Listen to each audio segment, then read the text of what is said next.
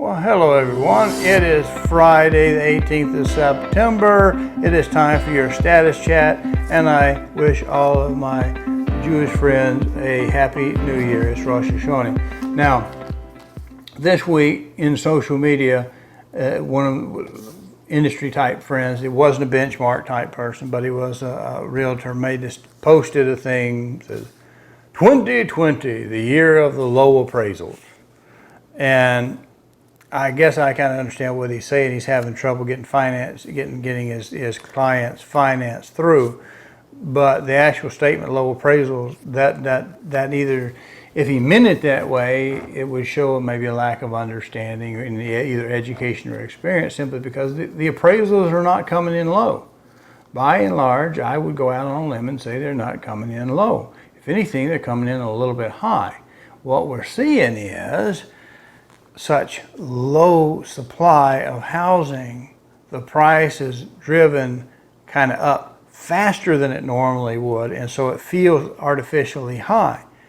And it's a good price. You can get a good price today if you sell the house, which is why I tell you every week, it's a good time to list your house. Call me, call Dale to sell, we'll list your house, because there's a very good chance you'll get a good number for your house in its present condition.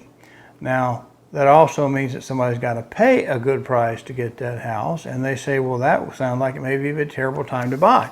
But what I tell you is it's a great time to buy too, because even though supply is low and your choices may be somewhat restricted, it's still a great time to buy, because right now we have some historically low mortgage rates, and most people who are going to buy a home that are going to probably stretch that out at least 20 years, if not 30.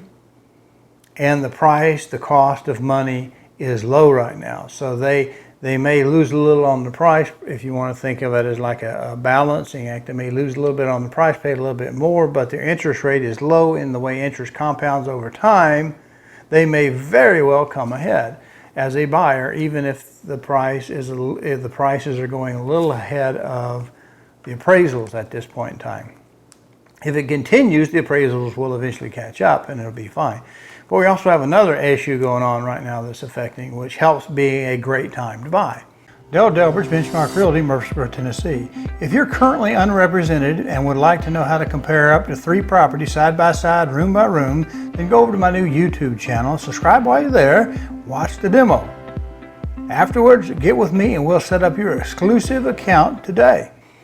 And that is, we've been printing money like it's going out of style. The federal government has been adding money to the money supply to the tune of trillions of dollars, and that's going to result in inflation. Logic and history typically will teach us that that's going to make inflation jump, and that's going to make the cost of the inputs to building new houses, for the new people coming in, it's going to create that to go up. In fact, new contracts for new constructions, the same house, same pattern. I have friends tell me they're seeing them go up by $20,000 and $30,000 as early as like last month. They're going up, and they're probably going to go up more than that. The cost of lumber is skyrocketing. We're running low on the appliances and other inputs that come into it, so they're going to charge more. It's like toilet paper. When there's a whole bunch of toilet paper, you don't think anything about it. It's there, it's available, it's kind of low price, commodity price. When it starts running out of toilet paper, everybody panics. It drives the price up. As demand for heaters and air conditioning and dishwashers and refrigerators and all the things that go with it go up, the supply goes down, the prices go up. And if you had a child in class and has to do an online thing, you know the cost of a $20 cheapo webcam is now 60, 70 bucks. So if you can find them. So we see how that effect works. There's nothing different in the housing market. That we're jumping faster. The sales prices are going up, and people are actually paying that for. They're fetching it. The buyers are paying it, happy to have it. Question is, can they get it financed? And if you're somebody who can afford to float a conventional loan or pay cash, it's not a problem. You get what you want now. You're safeguarded. You're done.